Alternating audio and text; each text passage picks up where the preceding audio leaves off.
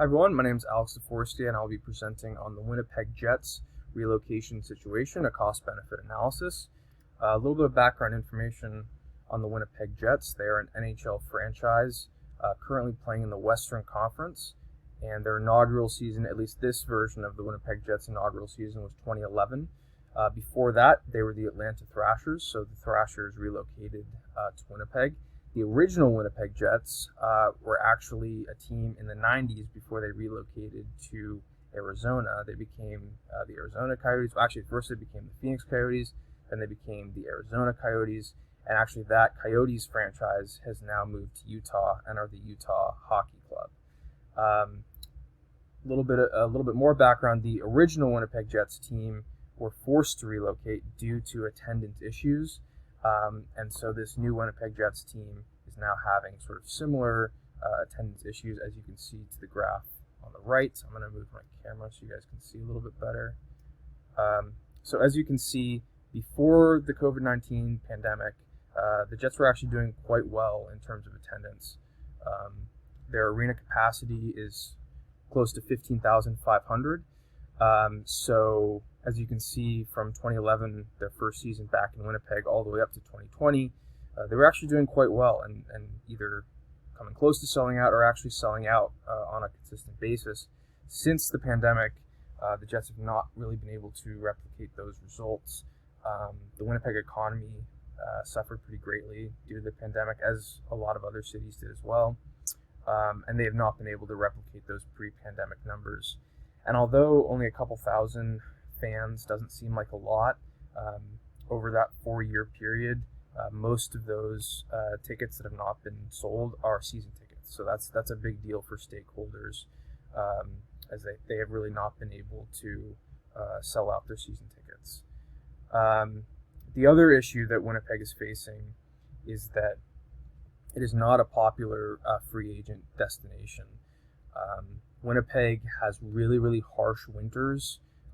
It's a cold and desolate place. There's not much of a social life in downtown Winnipeg, so it just doesn't attract a lot of high-profile free agents, especially when there's cities like New York and there's low taxes in Florida and Texas. There are just more appealing places for top free agents to go than Winnipeg. So that means that Winnipeg has to do a really, really good job of drafting and developing their players, which they have over the past several years. They've had a really good team. They've made the playoffs in 4 of the last 5 years. They're on the way to doing that again. They're a top team in the West this year. But they do have sort of an aging roster, and so it does call into question whether the long-term success of the Jets will be able to be sustainable if they can't attract the high-quality free agents that other teams are. So because of that, we're going to look at 3 alternatives for the Jets. First alternative is the status quo, is just remaining in Winnipeg. There are a lot of reasons to think that the Jets should remain in Winnipeg, at least in the short term, and we'll get into that a little bit later. Second alternative is to relocate to a past market. The 2 markets that I looked at were Atlanta and Phoenix. The reason for choosing these markets is that Commissioner Bettman, the NHL's commissioner, has shown in the past that he wants to have franchises in these 2 markets. He gave the Coyotes a really long leash in order to figure it out in Arizona, which ultimately they were not able to do. But he is on record saying that he still wants an NHL team in this market. And that's simply because it's a huge media market in North America, as is Atlanta. Those are both top 10 media markets in North America. So it would make sense to try to have an NHL team there again. The third alternative is relocating to a new market. I highlighted a couple cities here that I think are possibilities. These are all cities that have been rumored to be wanting an NHL team in the past. I will highlight Houston as a really good destination if the NHL is looking to put a team back in a large media market. Houston is another top 10 North American media market. So that is seen as a real possibility, especially because the Dallas Stars have been so successful in Texas. So here is my project impact matrix. I'll move my camera again. There's a lot here, but I just sort of want to highlight sort of the total benefits and total costs of each of the alternatives, and also the net present value of each of the alternatives, both in the short term, which was I determined to be 1 to 3 years, and the long term 3 to 5 years. So the main thing that I found was that relocation comes with really significant sunk costs, not only in terms of construction and renovation, but also the relocation costs that you have to pay to the NHL. So remaining in Winnipeg has the highest value and the most total benefits by far in the short term.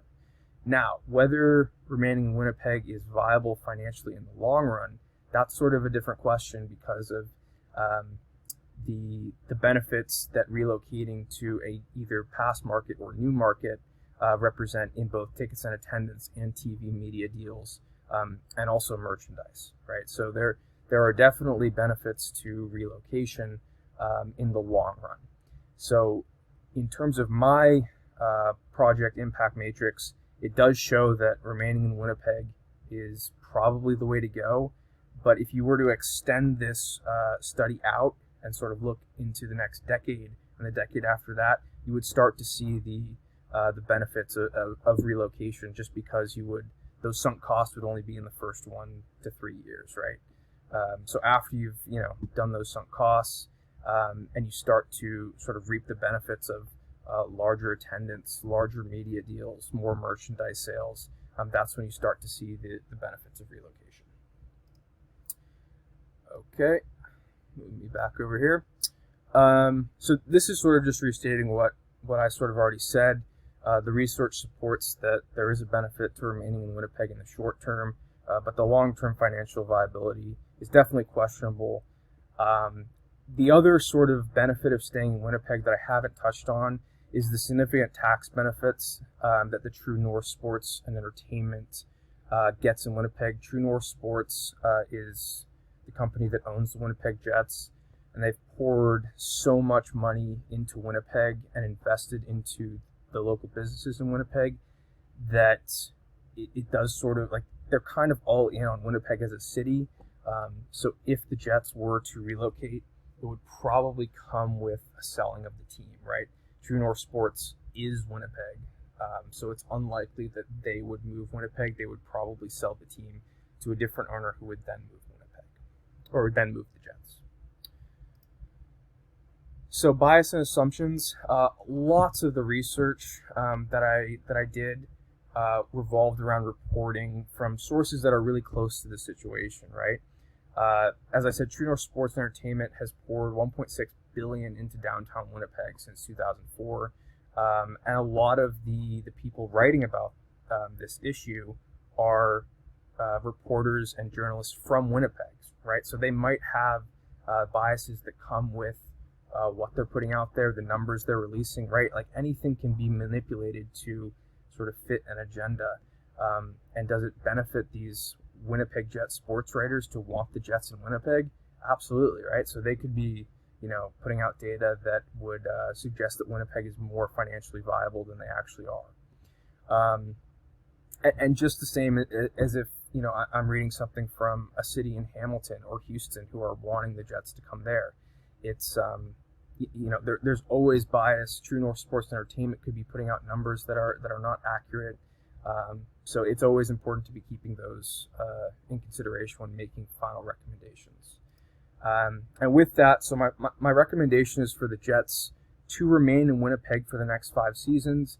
By the end of those 5 seasons, the core will really have aged out, so it's a good sort of turning point for the franchise, and it will also allow Winnipeg as a community to rebound from COVID, hopefully fully. However, if attendance and season ticket sales haven't really returned to the pre-pandemic numbers that we saw, I think relocation should definitely be considered. Winnipeg has already lost the team to a larger market because they were struggling with ticket sales, so I do think that same pattern could be repeated. And among the potential destinations, as I mentioned, Houston has the best media market, and I think that Hamilton is the best hockey town, so one of those two I think would be a really good city and well-deserving. Thank you guys so much for listening, and I look forward to hearing about the rest of your presentations. Thanks.